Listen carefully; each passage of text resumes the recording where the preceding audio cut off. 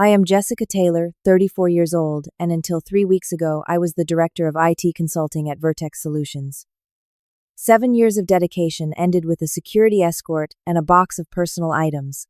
What they did not know when they coldly told me, "Do not contact anyone," was that my termination would trigger something much bigger.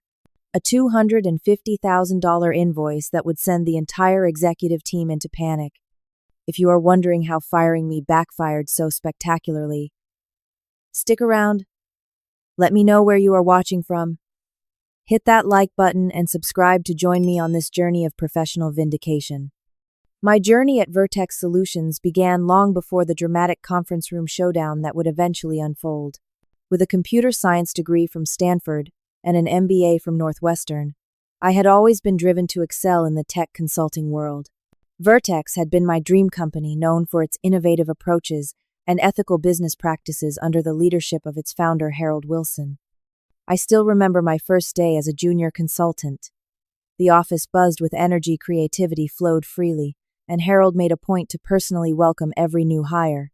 "Your success is our success," he told me, with genuine warmth in his eyes. Those words stayed with me as I threw myself into every project, often working well past midnight to deliver beyond expectations. My dedication did not go unnoticed. Within 3 years, I had risen to team lead, and by my 5th year, I was directing the entire IT consulting division with a team of 20 talented professionals under my guidance.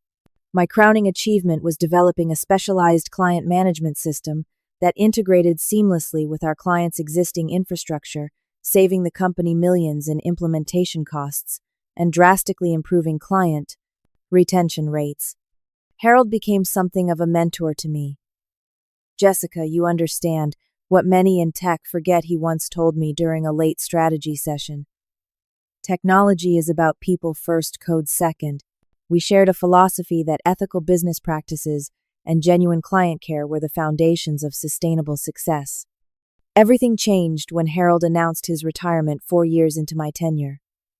Thomas Gardner, a sharp-suited MBA from a competitor with impressive numbers but questionable methods, took the helm as CEO. The culture shift was subtle at first, then increasingly apparent.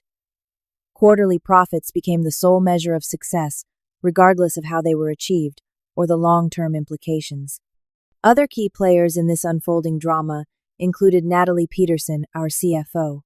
Initially, she had been one of my strongest supporters, appreciating how my systems reduced operational costs. We would grab coffee together and discuss ways to balance quality with efficiency. But as Thomas tightened his grip on the company, Natalie grew distant, her formerly warm smile replaced by terse nods in the hallway. My direct supervisor, Daniel Roberts, was another central figure. He had joined the company around the same time as me, but had advanced more slowly. His technical skills were mediocre at best, but he excelled at corporate politics. As my star rose, his resentment grew palpable. He began taking credit for my team's innovations in meetings I mysteriously was not invited to attend. Elizabeth Morgan served as our HR director, a position requiring compassion and fairness. Unfortunately, Elizabeth viewed her role not as an advocate for employees but as a shield for executive decisions. She followed orders without question, her rehearsed corporate phrases masking any personal opinions she might have held. Not everyone at Vertex had changed with the new leadership. Jennifer Adams, a brilliant systems architect who had been on my team for 4 years, remained fiercely loyal. She often served as my eyes and ears, alerting me to conversations that stopped when I entered rooms or decisions made in meetings I had been accidentally not invited to. The first unmistakable sign of trouble came during the quarterly strategy meeting 8 months after Thomas took over. I had prepared a comprehensive presentation on expanding our service offerings to include cloud migration support, complete with market analysis and projected revenue streams. When I arrived, my name had been removed from the agenda. When I inquired, Daniel smoothly explained, "We thought your time was better spent on operational matters rather than strategy." Later that day, I discovered he had presented my proposal almost verbatim, with just enough changes to claim it as his own. Over the following months, my authority was systematically undermined. My budget requests required additional approvals that no other department directors faced. My hiring decisions were questioned or overturned. Team members I had personally recruited were reassigned without consultation. Still, I persisted. The clients respected my work, and I had built relationships strong enough to weather internal politics. Or so I thought. I had no idea how quickly and thoroughly the foundation beneath my feet would crumble, or how spectacularly it would all eventually backfire on those who engineered my downfall. Looking back, I should have seen the writing on the wall when Harold sent me a brief email 6 months after his retirement. The company is changing, Jessica. Remember to protect yourself. At the time, I thought he was being overly cautious. I would soon discover he had been remarkably prescient. The first major crack in my professional foundation appeared during the planned upgrade of our critical client management system. This was the very system I had developed, the one that had saved the company millions and become the backbone of our client relations. The technology was evolving, and we needed to implement new security features and integration capabilities to stay competitive. I developed a comprehensive upgrade plan with a reasonable timeline and budget. The morning of my presentation to the executive team, I walked into the conference room confident and prepared. Thomas sat at the head of the table, scrolling through his phone with apparent disinterest. Natalie at least had the courtesy to look up when I entered, though her usual warm smile was absent. 10 minutes into my presentation, Daniel interrupted. I think Jessica is overcomplicating this. We could outsource most of this work and cut the timeline in half. This was factually incorrect. The proposed integrations required intimate knowledge of our existing systems, something no outside firm possessed. Daniel raises a good point, Thomas said, finally putting down his phone. We need to be leaner, more efficient. I maintained my composure. With respect, outsourcing would significantly increase both cost and risk. Our internal team understands the system architecture, because we built it. Natalie, who once would have backed me up with financial data, remained conspicuously silent. I continued my presentation, but the damage was done. 2 days later, I received an email from Thomas, approving only 60% of my requested budget. The subject line read simply, "Adjustments to your upgrade proposal." That same week, I was walking past the executive conference room when I overheard Thomas speaking. The restructuring of her department needs to happen before the next quarter. I stopped cold, pretending to check my phone while straining to hear more. She has strong relationships with the clients. Natalie responded, her voice concerned. We need to be careful. Relationships can be transferred. Thomas replied dismissively. Daniel has already started building connections with the key accounts. I walked away, my heart pounding. That evening, I started a detailed journal documenting every interaction, every decision, every email. Something inside me recognized I would need evidence later, though. Of what exactly, I was not yet sure. The situation came to a head when Watson Financial, our oldest and most profitable client, threatened to take their business elsewhere. They were unhappy with recent service changes implemented by Daniel, without consulting my team who had managed their account for years. I spent 2 weeks working 16-hour days personally, calling every contact I had at Watson, reassuring them, developing custom solutions to address their concerns, and essentially rebuilding the trust that had been damaged. The crisis was averted, the contract renewed with even expanded services. The following Monday, Thomas called an all-hands meeting to announce the successful retention of the Watson account thanks to Daniel's swift intervention and relationship management. Daniel stood beside him, accepting congratulations for my work with a humble nod that made my stomach turn. After the meeting, I requested a private conversation with Thomas. In his glass-walled office with its view of downtown, I calmly laid out the facts of what had actually occurred with the Watson account. Thomas leaned back in his chair, steepling his fingers. Jessica, you are a valuable technical resource, but you need to be more of a team player. Everyone contributes to our successes and failures. This focus on individual credit is concerning. I sat there momentarily speechless. The gaslighting was so blatant it was almost impressive. Thomas, I am not concerned about credit. I am concerned about accurate representation of events, especially when it affects client relationships. His smile never reached his eyes. I think you might be too emotionally invested in your projects. Perhaps you should take a few days off to gain some perspective. I did not take time off. Instead, I began meticulously documenting everything. Every email, every meeting note, every client interaction. I set my email to automatically save copies to my personal account, ensuring I maintained records of all communications. I had no specific plan for this documentation, but some instinct told me I would need it. At home that evening, I sat on my balcony looking over the city lights, a glass of wine untouched beside me. For the first time, I seriously considered leaving the company I had helped build. But something in me refused to be pushed out. This was my work, my vision, my contribution. I would not abandon it without a fight. What I did not yet realize was that the battle lines had already been drawn, and the opposing forces were more determined than I had imagined. The disappointments I had experienced were merely opening salvos in what would become an all-out campaign to remove me from the company. And ironically, the very tactics they would use against me would ultimately become the instruments of their own undoing. The situation escalated dramatically when Vertex Solutions landed Bluestone Enterprises as a client. Bluestone was a Fortune 500 company, looking to completely overhaul their customer relationship management systems, a contract potentially worth millions over several years. Despite the ongoing internal politics, I was assigned to lead the project primarily because the Bluestone executives had specifically requested me after hearing about my work from industry colleagues. The contract included a $250,000 clause for specialized customization work on the integration system, an area where I had developed particular expertise. This clause would later prove crucial, though I had no inkling of its future significance at the time.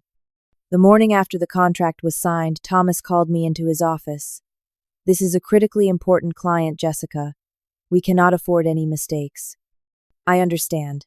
My team is already preparing the project plan. We will deliver exceptional work as always." Thomas leaned forward. "I need you to understand something. We promised Bluestone an aggressive timeline. Some of the testing protocols you typically insist on may need to be streamlined." This was a diplomatic way of asking me to cut corners, something I had never done. "Thomas, those protocols exist for a reason. Skipping them creates significant risk for both Bluestone and us. I am not asking you to skip them entirely," he said, his tone hardening. "Just be flexible. Daniel will be working closely with you to ensure we meet our commitments." Daniel working closely with me meant Daniel undermining me at every turn. Within days, he had reassigned 2 of my key team members to other projects without consulting me. When I confronted him, his response was infuriatingly casual. "Resources need to be allocated efficiently across the organization, Jessica. Your team was overstaffed compared to other departments. Those team members were specifically trained on the architecture Bluestone requires. Replacing them now will set us back weeks." He shrugged. "You will figure it out. You always do." And so began my 60-hour work weeks. With my team depleted, I took on additional coding responsibilities, myself staying late into the night to ensure we maintained our quality standards, despite the obstacles being placed in my path. The specialized integration system we were developing required precise attention to detail, and I refused to compromise despite the pressure. Jennifer, still loyal to me despite the shifting company politics, warned me one evening as we worked late. They had another closed-door meeting today about the Bluestone project. You were not invited, but Daniel was there the whole time. "Do you know what they discussed?" I asked, trying to keep my voice neutral despite my growing frustration. Jennifer hesitated. "I overheard fragments. Thomas asked how dependent the project was on you personally. Daniel said they were working on reducing the single point of dependency. The implications were clear. They were trying to minimize my role in a project that I was fundamentally driving. Despite being the project lead on paper, I was being systematically excluded from strategic decisions about my own project. Emails regarding Bluestone would be sent to everyone except me, and then someone would accidentally forward them later with a casual, 'Oops, forgot to include you.' The hostile work environment grew increasingly obvious.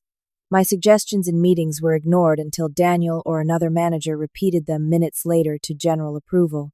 Documentation I requested went mysteriously missing. Team members stopped making eye contact in the hallways, clearly aware of my declining political capital within the organization. Through it all, I maintained meticulous records. Every email, every meeting note, every code contribution was documented and backed up.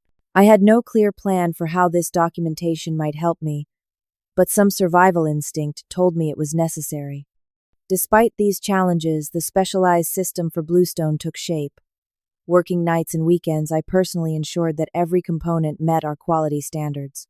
The integration architecture I designed was elegant and efficient, automating processes that had previously required significant manual intervention. 2 days before the scheduled client demonstration, Daniel insisted on taking over the presentation preparation. "Thomas wants me to lead this one," he said with poorly concealed satisfaction. I knew arguing would be pointless. "Fine. But you need to understand how the custom authentication system works before you present it. Just give me the overview slides. I will handle the rest." I provided the requested materials but also prepared a comprehensive briefing document explaining the technical aspects he would need to understand to answer client questions. The next morning, I found the document untouched on his desk. The Bluestone demonstration was scheduled for 9 in the morning. At 8:45, I received a panic call from Daniel. "The authentication system is not working in the demo environment. The Bluestone team will be here in 15 minutes. I rushed to the conference room, quickly identified the configuration error Daniel had introduced while preparing the demonstration, and fixed it with 5 minutes to spare. When the Bluestone executives arrived, Daniel smoothly took the lead as if the crisis had never occurred, never acknowledging my save. As the demonstration proceeded, I watched the Bluestone CTO's face carefully. Marion Phillips was a respected industry veteran with a sharp eye for technical excellence. When Daniel glossed over the details of the authentication system, Marion interrupted. "Can you explain more about how the custom integration handles the legacy data streams? That is the core challenge we have been facing." Daniel hesitated, clearly out of his depth.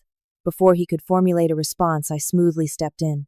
"If I may," I said, proceeding to explain the innovative approach we had developed, complete with specific examples relevant to Bluestone's infrastructure. Marion nodded with growing approval as I spoke, occasionally asking pointed technical questions that I answered with confidence born of intimate knowledge of the system I had built. By the end of the meeting, it was clear to everyone in the room who actually understood the project. The Bluestone team specifically addressed their follow-up questions to me, effectively sidelining Daniel, despite his nominal leadership role. As they were leaving, Marion shook my hand firmly. "Exceptional work, Jessica. Your reputation is well deserved. We are looking forward to working directly with you on this implementation." I savored the moment of vindication, unaware that it would be one of my last positive experiences at Vertex Solutions, or that Marion's parting words would soon take on an entirely different meaning than any of us intended. The Bluestone Enterprise's system launch was a technical masterpiece, despite every obstacle placed in my path. The integration worked flawlessly, data migration completed without a single corruption issue, and the client's teams adapted to the new interfaces with minimal training, thanks to the intuitive design. Marion Phillips, Bluestone's CTO, personally emailed Thomas to commend the exceptional work and leadership demonstrated by Jessica Taylor. I should have felt triumphant. Instead, I felt a growing sense of dread. Success had not protected me before. There was no reason to believe it would now. My instincts proved correct when Jennifer texted me on a Wednesday afternoon emergency executive meeting in progress. "You were not invited.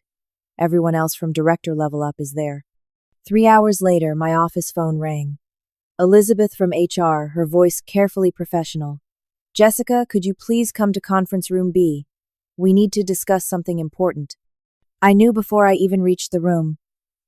The atmosphere inside confirmed it, Elizabeth sitting primly with a folder before her. Daniel trying and failing to suppress a smirk. And Natalie studying her manicure with unusual intensity. "Please sit down, Jessica," Elizabeth began, her voice a study in practice neutrality. "Unfortunately, we need to discuss the termination of your employment with Vertex Solutions effective immediately." Despite having anticipated this moment, the words still landed like a physical blow. On what grounds, I managed to ask, my voice steadier than I felt. Elizabeth slid a document across the table. "We have documented several instances of insubordination, failure to follow company protocols, and communication issues with management. The allegations were so transparently fabricated that under different circumstances I might have laughed. Instances where I had pushed back against unethical corner-cutting were labeled insubordination. My insistence on proper testing protocols became failure to follow company directives. The document even cited excessive independent client communication as a violation, essentially punishing me for maintaining the client relationships that had saved accounts like Watson Financial. These allegations are false," I stated simply. I have documentation contradicting every point in this document. Daniel leaned forward. Jessica, let us not make this more difficult than it needs to be. The decision has been made at the highest levels. Natalie still would not meet my eyes. She had known me for years, had once called me the future of the company. Now she sat in silent complicity as my career was demolished on false pretenses. You have 30 minutes to collect your personal belongings. Elizabeth continued her tone, suggesting she was being generous. Security will escort you to your office, and then out of the building. The security escort was a final, unnecessary humiliation. Mark from security, who had always greeted me warmly in the mornings now, awkwardly followed me to my office, watching as I placed 7 years of professional life into a cardboard box. Family photos. My Stanford mug. A few notebooks. The tangible remnants of my contribution to Vertex Solutions fit into a single box. As I was preparing to leave, Thomas appeared in the doorway. Jessica, I want to be clear about something, he said, his voice low and serious. As part of your termination agreement, you are not to contact anyone from Vertex Solutions or any of our clients. Is that understood? I looked at him steadily. Perfectly. His final words would prove remarkably ironic in retrospect. This is a small industry. How you handle this transition will determine your future prospects. Indeed it would, though not in the way he imagined. I maintained my composure, walking through the office past colleagues who quickly averted their eyes. Jennifer was nowhere to be seen. Likely a deliberate choice to keep my only remaining ally away during my exit. The elevator ride to the lobby felt eternal. The security guard, to his credit, looked uncomfortable with his assignment. I am sorry about this, Jessica, he said quietly as we reached the building exit. For what it is worth, everyone in security thinks you are one of the good ones. I nodded, not trusting myself to speak. It was only when I reached my car and the parking garage door closed and privacy finally achieved that I allowed the tears to come. Not gentle tears of sadness, but hot tears of rage and humiliation. 7 years of dedication. Countless nights and weekends sacrificed. Millions in value created. And it ended with a security escort and a cardboard box. The drive home passed in a blur of traffic lights and suppressed emotions. My apartment, normally a sanctuary, felt suddenly alien, as if I had stepped into someone else's life. I placed the box on my kitchen counter and stared at it, these meager artifacts of a career I had poured my heart into. My phone buzzed with a text from Jennifer I just heard. This is wrong. Call me when you can.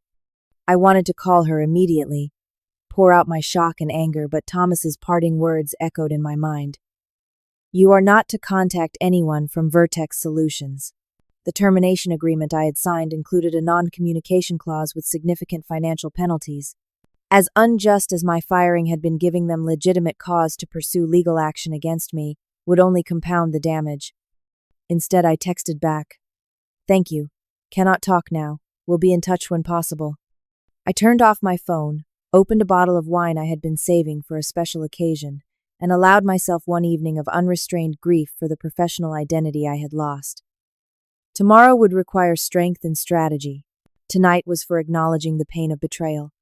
What I did not yet realize as I sat alone in my apartment surrounded by the wreckage of my career was that Thomas's final order, "Do not contact anyone," would become the very instrument of his undoing. Sometimes the most devastating weapons are handed to us by our own adversaries. Morning found me exhausted but resolute. The initial shock had receded, leaving behind a cold clarity I had never experienced before. My sister Samantha arrived at 9, having driven 2 hours after my brief, tearful call the previous night. They did what she demanded after I explained the situation. Samantha had always been my fiercest defender, even back in elementary school when bullies had targeted me for being too smart. They fabricated reasons to fire me. I repeated, my voice steadier now, after 7 years of dedication. Samantha paced my living room, radiating indignation. "This is wrongful termination, clear as day. You need a lawyer, Jess." She was right, of course. By noon, I had an appointment with Laura Bennett, an employment attorney recommended by a former college classmate. Laura's office projected exactly the kind of confident professionalism I needed, with its oak furniture and walls lined with legal texts. After listening to my account and reviewing the termination documents, Laura removed her glasses thoughtfully. They made several procedural errors here. No documented performance improvement plan, no progressive discipline process, sudden change in performance evaluation standards. There is definitely a case for wrongful termination. What about the non-communication clause, I asked. They specifically ordered me not to contact anyone at the company or any clients. Laura's eyebrows rose. That is unusually restrictive, especially the client contact prohibition. Did you have any ongoing client projects at the time of termination? The question triggered a memory. Yes, Bluestone Enterprises. We had just implemented their new system. I was the primary architect and developer. Do you have a copy of that contract? I did. Among the documents I had prudently backed up was the Bluestone service agreement. Laura and I reviewed it together, and there it was in Section 27, Subsection B. Critical system maintenance and troubleshooting must be performed by the original implementation architect for the first 90 days following deployment, or a qualified replacement with equal system knowledge approved in writing by Bluestone Technologies. Laura smiled for the first time since our meeting began. This is very interesting. They have created a contractual obligation that they cannot fulfill without you. There is more, I said, showing her the clause about the specialized customization. This $250,000 component is entirely my design. No one else at Vertex fully understands the architecture. We spent the next 3 hours developing a strategy. Laura advised me not to initiate contact with anyone at Vertex or their clients precisely as instructed. Let them come to you, she said. And they will. Based on this contract, they have no choice. While waiting for the inevitable fallout, I focused on rebuilding.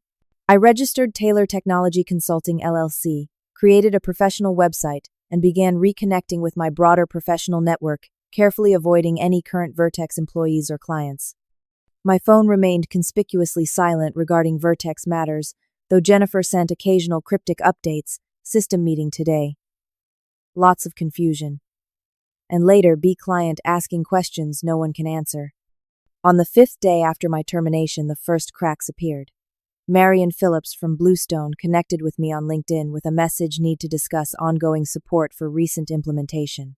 Please call at your convenience. Following Laura's advice, I did not respond immediately.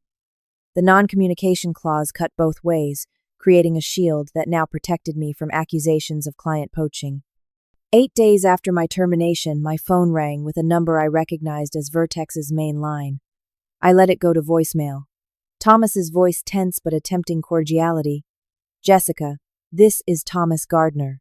There are some technical questions about the Bluestone implementation that require your input. Please call me back at your earliest convenience. I documented the call but did not return it. The following day, 3 more calls from various Vertex numbers.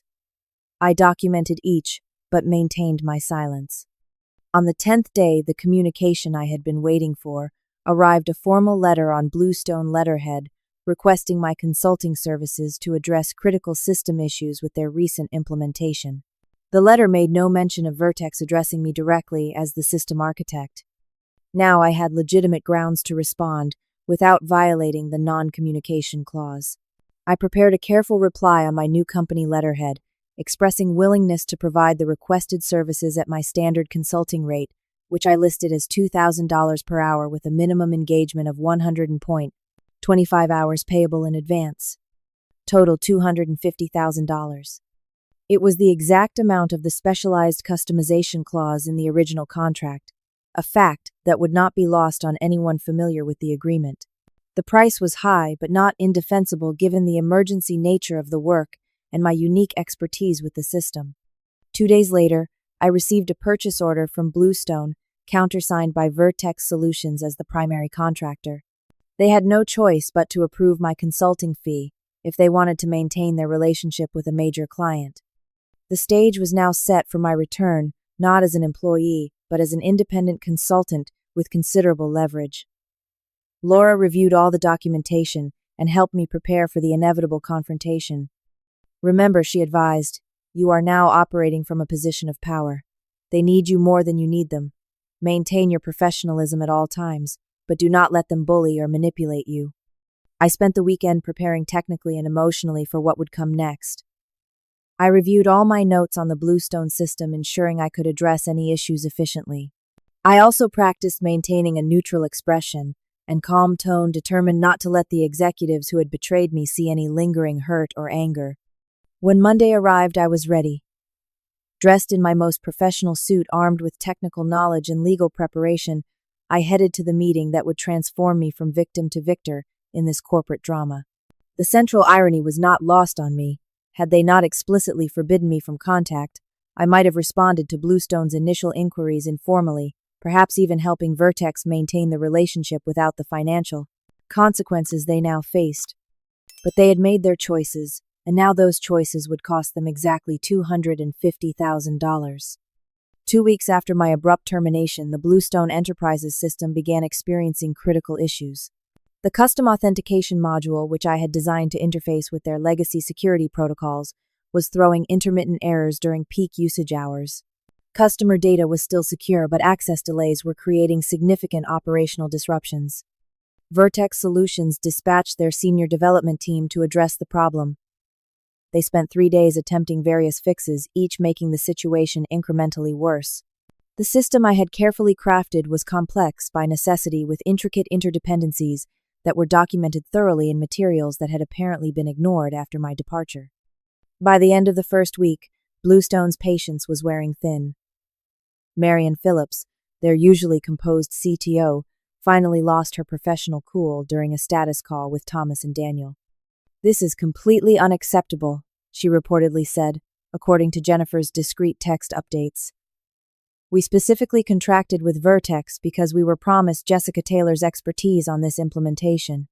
Thomas attempted to assure her that their team was fully capable of resolving the issues. Marian was unconvinced. "Where is Jessica? Why is she not involved in troubleshooting the system she designed?" An uncomfortable silence followed before Thomas vaguely mentioned a personnel transition. Marian, no fool, immediately understood the situation. "Let me be perfectly clear," she said. "Our contract specifically requires the original implementation architect to handle critical issues during the first 90 days. If Jessica is no longer available, Vertex is in breach of contract and we will be forced to pursue all available remedies." This triggered an emergency meeting at Vertex headquarters. The Bluestone account represented potential millions in long-term business. Losing it over a personnel issue would be disastrous both financially and reputationally. Desperate, Thomas attempted to reach me directly, leaving increasingly urgent voicemails that I documented but did not return. My silence was not petty revenge, but strategic compliance with his own directive. Do not contact anyone from Vertex Solutions or any clients. When direct outreach failed, Vertex tried a different approach. Daniel called Jennifer, knowing she was my friend. "We really need to get in touch with Jessica," he said, his usual arrogance replaced by barely concealed panic. "The Bluestone situation is becoming critical."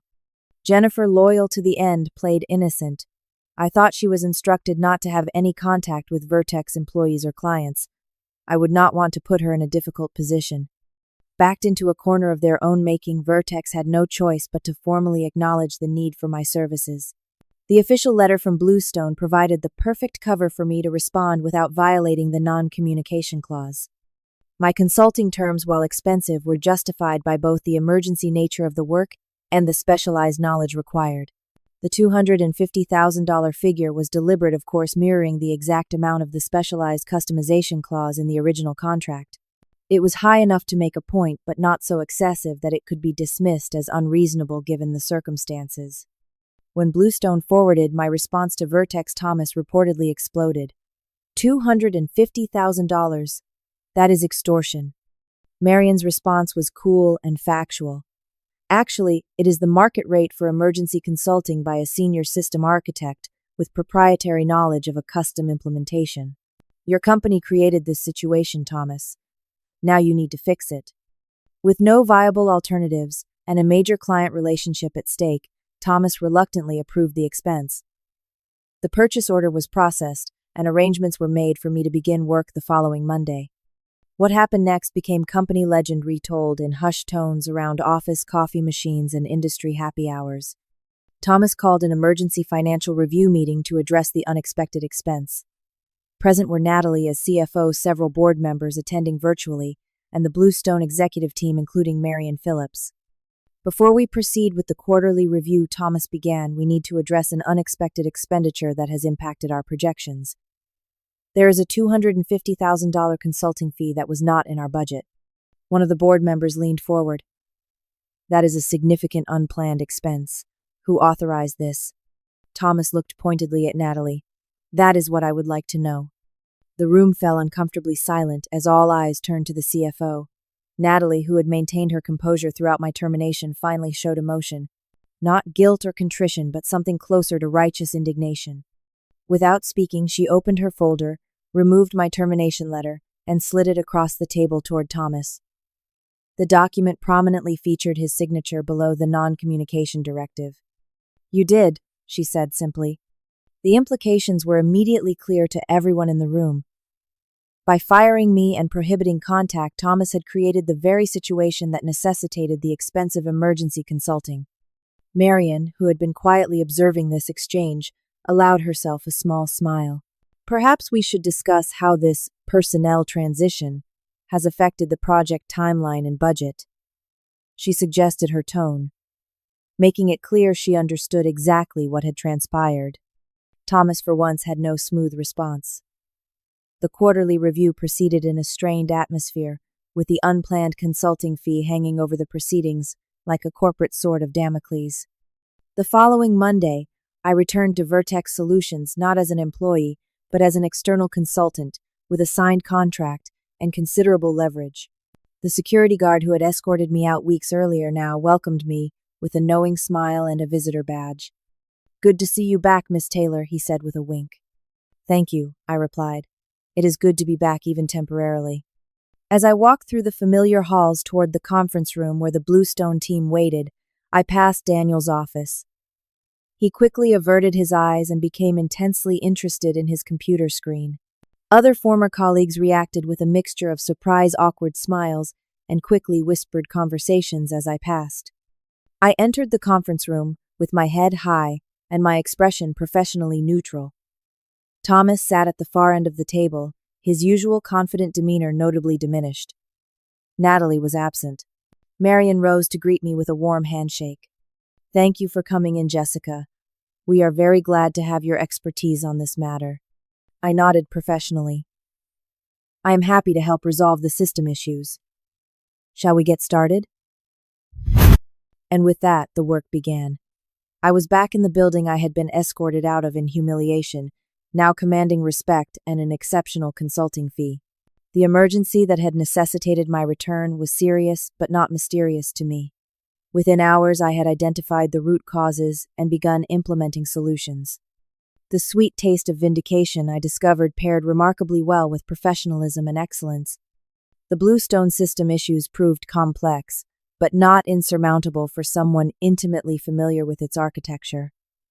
I worked methodically, fixing the authentication errors and documenting every step in meticulous detail. Though technically I was only required to solve the immediate problems, I created comprehensive troubleshooting guides and annotated system maps to prevent future issues. My interactions with former colleagues were cordial but distant. Most seemed unsure how to act around me, aware of the circumstances of my departure and subsequent expensive return. Jennifer was the exception, greeting me warmly whenever our paths crossed. The office has been chaos since you left, she confided during a coffee break. 3 people in accounting resigned last week. Morale is at an all-time low. I am sorry to hear that, I replied honestly. Despite everything, I still cared about the company I had helped build. Thomas avoided direct contact throughout my consulting engagement, delegating all interaction to lower-level managers. When we did occasionally cross paths in hallways or the break room, he would nod stiffly and quickly find somewhere else to be. His discomfort was palpable, but gave me no satisfaction. This had never been about revenge for me, only professional respect and fair treatment. After 8 days of intensive work, the Bluestone system was fully stabilized, performing even better than at initial launch. Marian was delighted. Remarkable work, Jessica, she said during our final status meeting. You have not only fixed the immediate issues, but improved overall system performance. Thomas, required to attend this client meeting, managed a tight smile. Vertex Solutions is committed to client satisfaction. Marian's response was pointed. Indeed, Perhaps that commitment should extend to retaining the talent responsible for such excellent work. The implied criticism hung in the air uncomfortably. After the meeting concluded, Thomas approached me for the first time since my return. "The work has been completed satisfactorily," he said formally. "The contract is fulfilled." I nodded. "Yes, all issues have been resolved and documented." An awkward pause followed. I could see him struggling with whether to acknowledge the situation, apologize, or simply move on. Eventually, he opted for the latter. "Good day, Miss Taylor," he said, extending his hand mechanically. "Good day, Mr. Gardner," I replied, accepting the handshake briefly. As I gathered my materials to leave, Natalie appeared in the doorway. Unlike Thomas, she seemed to have done some genuine reflection. "Jessica, do you have a moment?" We moved to a quiet corner of the now empty conference room. "I wanted to say I am sorry," she said, her voice low. "I should have spoken up when they were building the case against you." "Why did not you?" I asked, genuinely curious rather than accusatory. She sighed. "Fear mostly. And organizational momentum. Once Thomas decided you were a problem, it became easier to go along than to resist." She hesitated before adding, "The company has made an offer to bring you back. Director-level significant compensation increase." I was surprised but not tempted. "Thank you for telling me, but I need to decline. Some bridges cannot be rebuilt once burned." She nodded, understanding. "For what it is worth, your consulting fee approval has triggered a board-level review of executive decision-making. Thomas is facing some difficult questions." As I walked out of Vertex Solutions for the final time, I felt a sense of closure that had been absent during my escorted exit weeks earlier. This time, I left on my terms with my professional reputation not only intact but enhanced. The following weeks brought unexpected developments. 3 of my former team members reached out about joining my new consulting firm. Jennifer was the first, followed by 2 senior developers who had worked closely with me on the Bluestone project. Their expertise complemented mine perfectly, allowing me to consider larger client engagements. Most surprisingly, Marian Phillips contacted me directly with an offer for Bluestone to work with Taylor Technology Consulting on a long-term basis, effectively cutting Vertex out as the middleman. "We contract with partners we trust," she explained. "Recent events have made it clear where that trust should be placed." 6 months after my termination, my new consulting firm had 5 employees and 4 major clients with a project pipeline that necessitated hiring additional staff. The irony was not lost on me that being fired had ultimately accelerated my professional growth rather than derailing it. The healing process was not instant. For weeks after my termination, I experienced waves of anger and betrayal. Working with a therapist helped me process these emotions and recognize that what happened reflected the other party's failures, not my own. I learned valuable lessons through this ordeal. The importance of documentation, the power of maintaining professionalism even when others do not. The strength that comes from knowing your worth and standing firm in that knowledge. Perhaps most importantly, I learned that vindication does not need to equal vengeance. My response to being wronged was not to lash out or seek punishment, but simply to stand in my value and let natural consequences unfold. One rainy Tuesday afternoon, about 8 months after everything had transpired, I received an unexpected email from Harold Wilson, the retired founder of Vertex Solutions. "I heard what happened," he wrote, "and more importantly, how you handled it. You demonstrated the integrity and professionalism I always saw in you. If you ever want to discuss partnership opportunities with my new venture, my door is always open." That email meant more to me than the financial success or professional vindication. Harold had been my mentor, and his recognition of how I had conducted myself through a difficult situation validated the choices I had made. The experience transformed me not by making me harder or more cynical, but by confirming my belief that excellence and integrity eventually win out. Sometimes the path takes unexpected turns, but staying true to your principles ultimately leads to where you need to be. Looking back now, I can honestly say I am grateful for what happened. Not for the betrayal or humiliation, but for the opportunity it created for growth and self-discovery. Being fired did not define me, but how I responded to it did. What would you have done in my situation? Would you have handled things differently? Sometimes our greatest professional challenges become our most powerful opportunities for growth. If you have ever faced workplace injustice or had to stand up for your professional worth, share your story in the comments below. I would love to hear how you navigated your own challenging situations. Before you go, please hit the like button. If this story resonated with you, subscribe to hear more professional journey narratives, and share this video with someone who might need to be reminded of their own worth in the workplace. Thank you for joining me on this journey of professional vindication, and remember, your value does not diminish because someone fails to see it.